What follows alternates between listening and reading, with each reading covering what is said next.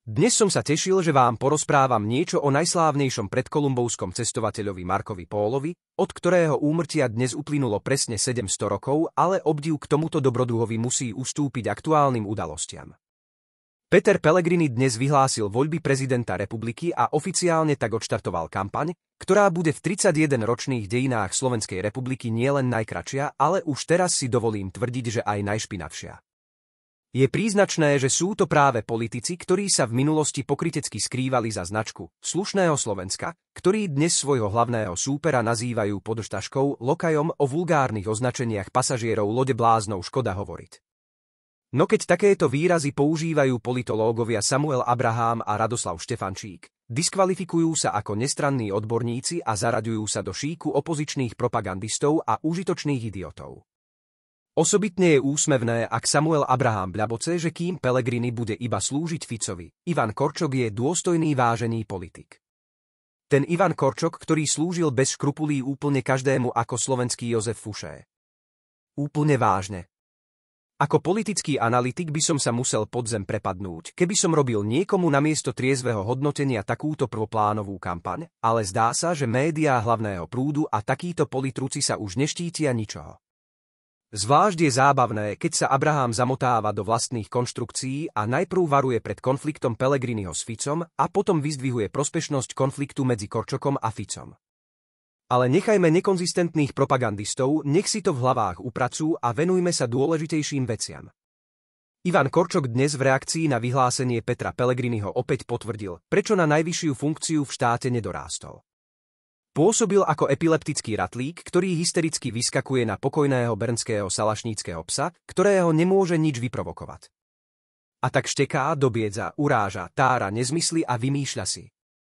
Napríklad ako jeho súper vraj ohrozuje naše miesto v slobodnom svete, ako bude slepo slúžiť Ficovi a ako potrebujeme v prezidentskom úrade protiváhu.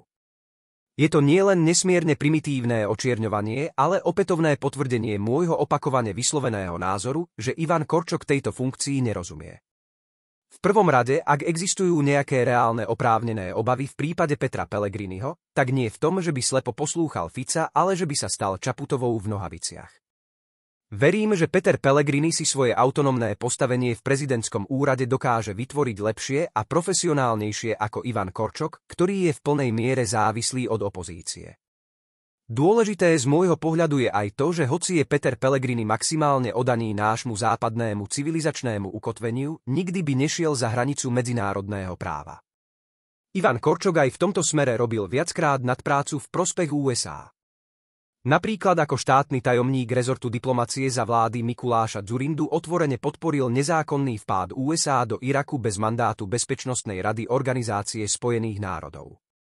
A ako minister zahraničných vecí za Hegerovej vlády urýchlil prijatie nevýhodnej a vo viacerých bodoch protiústavnej vojenskej zmluvy so Spojenými štátmi. Práve tento človek vychýlil našu vyváženú zahraničnú politiku z proeurópskej na proamerickú.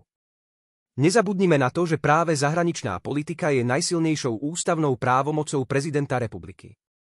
Ešte nebezpečnejšia je Korčokova utkvelá predstava, že prezident má byť protiváhou vládnej moci. Odliadnuc od toho, že mu nevadilo, keď sme tu mali 3,5 roka situáciu, že vládna koalícia mala v rukách všetky najvyššie posty, prezidentku, premiéra, šéfa parlamentu, ba aj predsedu ústavného súdu, takáto predstava o výkone funkcie hlavy štátu je primitívna a ohrozujúca ústavné základy nášho štátu. Prezident nemá čo bojovať proti vláde, to je absolútne nepochopenie systému a protiváh.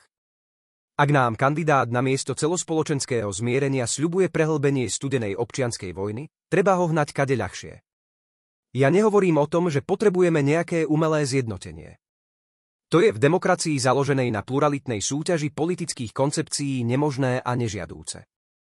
Opakujem, že spoločnosť možno zjednotiť len veľkou myšlienkou, ktorú neočakávam od žiadneho zo súčasných kandidátov. Ale prezident má vášne v každom prípade tlmiť, nie rozdúchavať. Mal by rozumieť motiváciám oboch znepriatelených táborov. Mal by dokázať ponúknuť spoločnosti v kríze nádej. Preto je pre túto dobu vhodnejším kandidátom Peter Pellegrini než Ivan Korčok.